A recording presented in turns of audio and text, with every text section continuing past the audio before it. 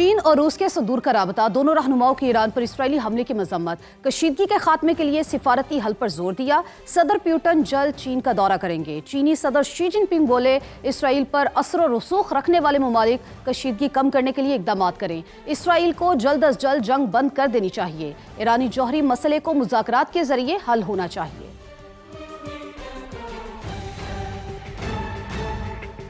अमेरिकी सदर Donald Trump ने ईरान पर हमले के मंसूबे की मंजूरी दे दी, लेकिन हतमी हुक्म जारी नहीं किया। अमेरिकी अखबार वॉल स्ट्रीट जर्नल ने अपनी रिपोर्ट में दावा किया है कि ट्रंप ने मंगल की रात सीनियर मुशीरों को बताया कि उन्होंने ईरान पर हमले के मंसूबे की मंजूरी दी, लेकिन फिलहाल हतमी हुक्म नहीं दिया ताकि देखा जा सके ईरान अपना जौहरी प्रोग्राम तर्क करता है या नहीं। रिपोर्ट के मुताबिक ईरान की अहम जौहरी तनसीब फोर्दो अमेरिकी हमले का मुमकिन हदफ है।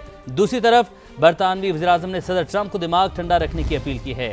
तर्जमान बरतानवी वज़ीर-ए-आज़म ने कहा, महाजराई किसी के भी मुफाद में नहीं, अफ्रीकन से कहते हैं वो पीछे हट जाएं।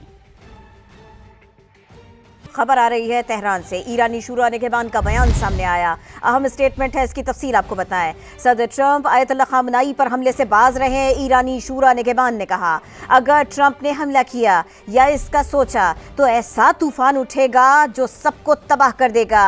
ईरानी शूरा निगहबान का अहम बयान सामने आया, इसकी तफसील समा आपको बता रहा है। सदर ट्रंप आयतुल्लाह ख़ामनेई पर हमले से बाज रहे। अगर ट्रंप ने हमला किया, हमले का सोचा तो ऐसा तूफान उठेगा जो सबको तबाह कर देगा। ईरानी शूरा निगहबान का अहम बयान सामने आया।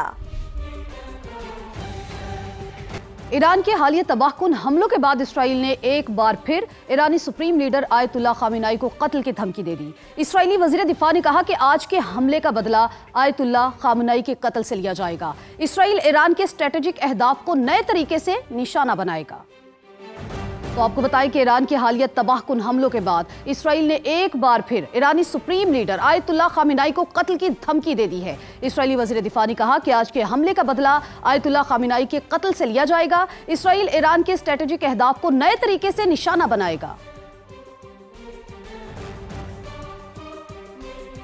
ईरान का इसराइल पर अब तक का सबसे बड़ा और तबाहकुन हमला, मुतअद्दिद इसराइली जहन्नुम वासिल, 200 से ज्यादा जख्मी हो गए। तल अवीव में स्टॉक मार्केट की इमारत तबाह, इंटेलिजेंस वॉर रूम समेत कई इमारतें मलबे का ढेर। हमलों में 2000 किलोमीटर तक मार करने वाला सजील 2 मिसाइल इस्तेमाल किया गया। ड्रोन से भी अहदाफ को निशाना बनाया गया। ऑपरेशन वादा सादिक सोम, ईरान का इसराइल पर एक और हमला, सेहूनी रियासत को हिला दिया। ईरान की जानिब से पहली बार 2000 किलोमीटर तक मार करने वाले सजील 2 मिसाइल का इस्तेमाल किया गया, जिसने सेहूनी इलाकों को तहस नहस कर तल अवीव में तबाही फैल गई। दर्जनों इमारतें मलबे का ढेर बन गईं। हर तरफ तबाही के मनाजर हैं। हमलों में कई बाइक्स और गाड़ियों को भी नुकसान पहुंचा। इंटेलिजेंस वॉर रूम और बैंक और स्टॉक मार्केट को भी नुकसान पहुंचा। बेरशेवा, होलून और यरूशलेम पर भी हमले किए गए। हमलों में सैकड़ों अफराद जख्मी हुए। ताज़ा मिसाइल हमलों से होने वाली तबाही के बाद इसराइली वज़ीर आज़म नेतन्याहू ने ईरान को धमकी देते हुए कहा कि इस हमले की भारी कीमत चुकाना पड़ेगी। इसराइली मीडिया ने एतराफ़ किया है कि हालिया जंग में ईरान का अब तक का ये सबसे बड़ा हमला है। इसराइल की ईरान के खिलाफ जारी है जारी जौहरी तनसीबात पर बमबारी। बुशहर, अस्फहान, नेतन्ज, अराक और खंदक में जौहरी प्लांट्स पर हमले किए गए। ईरानी फोर्सेस ने तेहरान में मजीद 2 इसराइली ड्रोन मार गिराए। आलमी एटमी एजेंसी के मुताबिक अराक और खंदक के जौहरी प्लांट से ताबकारी के शवाहिद नहीं मिले।